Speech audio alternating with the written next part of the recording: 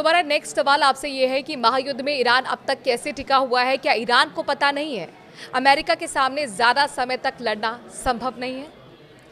देखिए, एक बात जान के रखिए कि ईरान बहुत पुरानी सभ्यता है। कई दफ़े ये हुआ हाल के दिनों में कि ईरान जल्दी सकम कर गई। जून में भी जो अटैक किया अमेरिका ने तो सकम कर गई।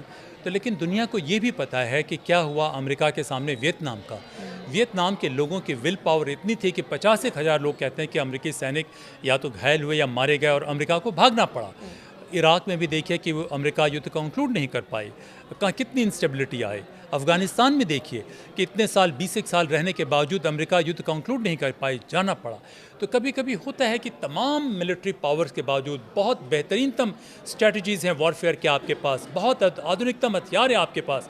मेरे एक पेपर में भी मैंने इसको लिखा हुआ है इरेगुलर वॉरफेयर पे, और वो बहुत ही वेल रेड पेपर है अपने कैटेगरी में, कि कभी कभी तमाम स्ट्रेटजीज़ के बावजूद इरेगुलर वॉरफेयर में या इस किस्म के वॉरफेयर में आपके हथियार के बावजूद लोगों की विल पावर, जो अपने आप को सेक्रीफाइस करने का जज्बा है, वो कभी मजबूत होता है। लेकिन इस युद्ध में एक और चीज़ देखें कि कहीं ना कहीं कोई ट्रिगर इम्पैक्ट हुआ है कि इस बार ईरान जो है सेक्रीफाइस करने के बावजूद वो खड़ा हुआ है। दूसरा, चीन की तरफ से निश्चित रूप से चीन और रूस की तरफ से कुछ न कुछ मदद जरूर मिल रही है, इसकी कोई गुंजाइश नहीं, क्योंकि ये दोनों ताकतें चाहती हैं कि अमेरिका को वो एक्सपोज करें और अमेरिका को की ताकत इतनी कम कर दें कि अमेरिका मजबूर हो जाए इस क्षेत्र से एग्जिट करने के लिए। चीन हमेशा से कह रहा है कि अमेरिका को अटलांटिक के दूसरी तरफ रहने की ज़रूरत है, अफ्रीका और एशिया से अमेरिका को चले जाने की ज़रूरत है। तो देखिए, ये कॉम्प्लेक्स इक्वेशन बना है। लेकिन इसके बावजूद इस युद्ध की वजह से हुआ क्या कि ये जो कभी कभी युद्ध का बड़ा एक असर होता है कि वो रैलिंग पॉइंट बन जाता है, आपको भीतर से वो इतना मोटिवेट कर देता है। तो युद्ध का एक असर हुआ है कि उसने ईरान के लोगों में उनका आत्मसम्मान जगा दिया है, विल पावर जगा दिया है, और सेक्रीफाइस करने का जज्बा है वो आज ज़्यादा है बजाय कि आज से 6 महीने पहले कितना कई कम वीडियो था। सर्कुलेट भी हो गए हैं कि कई ईरानी नागरिक हैं जिनके घर तबाह हो गए और वो कह रहे हैं कि हमारे अब घर में कोई नहीं बचा, लेकिन हम शहीद होने के लिए तैयार हैं। और जो चीन की आपने बात की उसमें ये भी जानकारी मिल रही थी कि आखिरकार ईरान कैसे एकदम एनर्जी सेंटर्स पर सटीक हमला कर रहा है खाड़ी देशों के। तो कहीं ना कहीं क्या आप मानते हैं कि सैटेलाइट इनपुट मिल रहा है?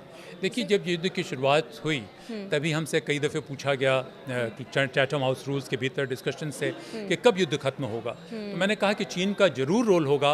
हम लोग तो एंटिसिपेट करते हैं, कभी इन्फॉर्मेशन तो होती नहीं है कि कौन कैसे किस सिचुएशन में एक्ट कर सकता है। मैंने स्ट्रेटेजिक साइकी की भी बात की, तो मैंने कहा चीन आएगा। चीन अमेरिका के बराबर तो नहीं है, लेकिन चीन ने बहुत रिमार्केबल एडवांसेस की है। हम इसे ISR टेक्नोलॉजी कहते हैं, इंफॉर्मेशन सर्वेलेंस एंड रिकॉनेसेंस। तो इसमें चीन की बहुत एडवांसमेंट्स हुई हैं। तो कहीं ना कहीं चीन उनको दे रहा है कुछ ना कुछ। कई जगह संभव है कि रशिया फ्रंट एंड कर रहा है, लेकिन इसके बावजूद ये दोनों पावर्स जो हैं इनडायरेक्टली इन्वॉल्व हैं।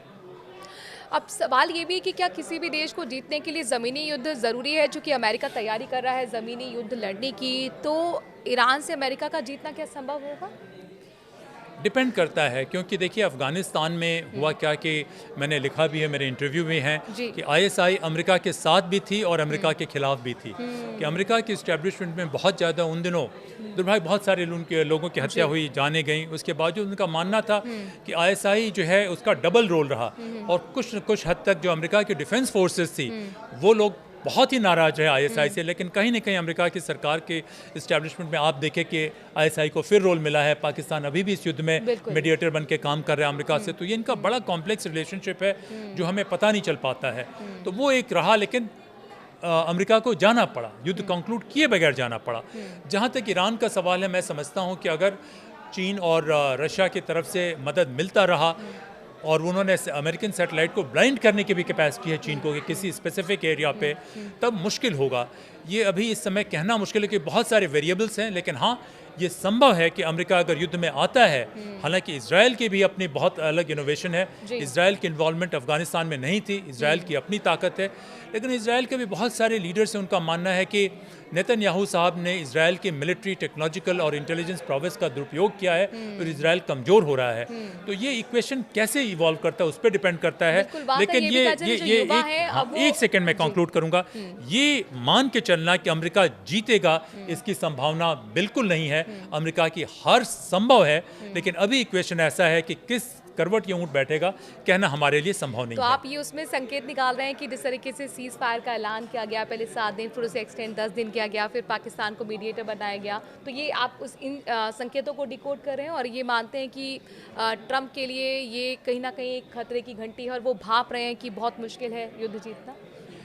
हाँ बिल्कुल, देखिए युद्ध जीतना तो इतना आसान नहीं होगा, खास करके जब एडवर्सरी इस तरीके से डिटरमिन्ड है। और उनके खिलाफ भी एक बहुत बड़ा अभी मूवमेंट देखने को मिला है अमेरिका की सड़कों पर, दूसरे देशों में उनकी नीतियों, और सबसे बड़ा मुद्दा तो इसमें यही रहा था कि ईरान के खिलाफ अब अनावश्यक युद्ध में कूद पड़े हैं। बिल्कुल, आप देखिए कि कितने कम खर्च के ये ड्रोन ईरान इस्तेमाल कर रहा है। उसको हर एक ड्रोन को रोकने के लिए जो है वो 20 से 40 हज़ार डॉलर के ड्रोन है और उनको 4 से 5 मिलियन के ये टमाहॉक मिसाइल्स उनका इस्तेमाल करना पड़ रहा है, इंटरसेप्ट करना पड़ रहा है। तो कुछ भी क्यों ना हो, अमेरिका और इज़राइल दोनों की जो ताकत है वो काफ़ी डिप्लीट हो रही है इस युद्ध की वजह से। मैंने युद्ध के थियोरी के बारे में एक दफ़े और कहा है, ये अभी की बात नहीं है, 2019 में भी कहा है कि देखिए इसके 3 एक प्रिंसिपल्स होते हैं, कार्डिनल प्रिंसिपल होते हैं। कोई युद्ध आपने बहुत अधिक मटेरियल या ह्यूमन कॉस्ट पे जीत भी लिया तो वो जीत का आनंद भी हार के बराबर होगा। आप देखिए कि द्वितीय युद्ध के बाद क्या होता है कि ब्रिटेन जो है, ग्रेट ब्रिटेन या यूनाइटेड किंगडम, उसकी क्या हालत हो गई, कहाँ वो इतना सुपर पावर वहाँ से कहाँ नीचे चला आया। तो इस वजह से आप नेपोलियनिक वॉर्स को भी देखें कि बहुत ज़्यादा एम्बिशियस होने के बावजूद सेटबैक उनको लगते हैं। तो अमेरिका बहुत मजबूत है, लेकिन इस युद्ध के में उसकी ताकत कम होगी। इजराइल निश्चित रूप से बहुत, ईरान जो है निश्चित रूप से बहुत तबाही झेलेगा। शायद चीन को ज़्यादा फ़ायदा होगा, लेकिन अमेरिका जो है इस युद्ध से कमज़ोर हुए बगैर नहीं रह सकता।